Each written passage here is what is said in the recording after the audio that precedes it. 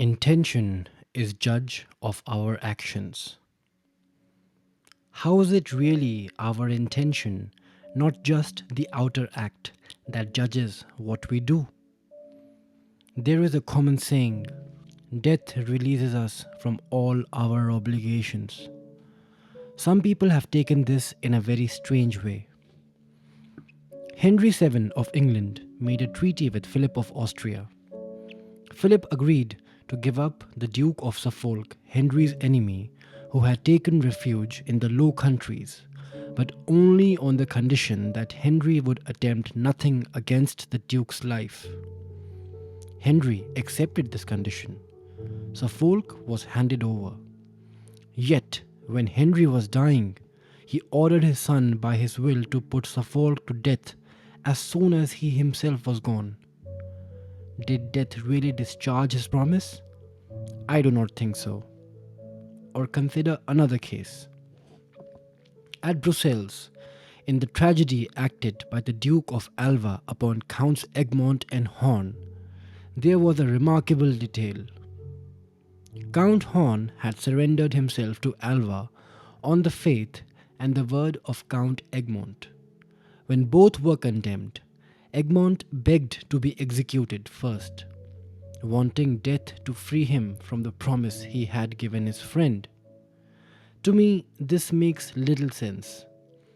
Egmont believed his soul and his will were bound by his word. But our power to act is limited. Our will is what truly binds us. We cannot be obliged beyond what we are able to perform. We are masters of nothing but our own will.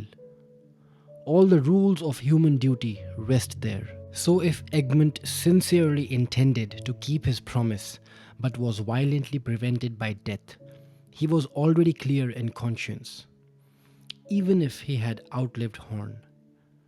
His duty lay in his intention, not in the success of the action. Henry, on the other hand, freely chose to break his word. The fact that he arranged his betrayal so that it would only take effect after his death does not excuse him any more than the mason in Herodotus, who kept his master's secret treasure all his life, but revealed it to his children just before he died. I have noticed many people who, knowing deep down that they hold another's property unjustly, try to set things right only in their will after their death. But this is almost nothing. The true wrong was done while they lived. What effort is there in signing a paper when you are already at the end? True penitence requires some penalty, some sacrifice. The later and easier the restitution is for us, the less true merit there is in it.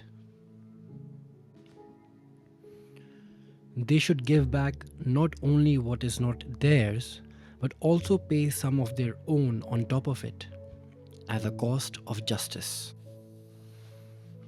Worse still are those who keep their hatred hidden all their lives and only reveal it in their last breath, reviving old quarrels, cutting someone out of an inheritance, or adding some poisoned clause to their will.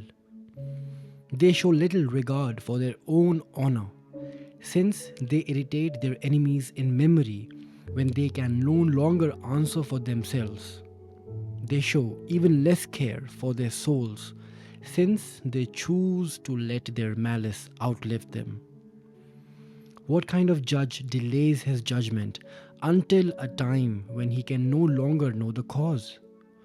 As for me, I will do my best that my death reveals nothing that my life has not already openly shown. What matters is this: while we live, do we seek truth? Do we keep our word? Do we try to see ourselves clearly and stay within what truly belongs to us? That, and not the noise made over our coffin, is what will have been our real life.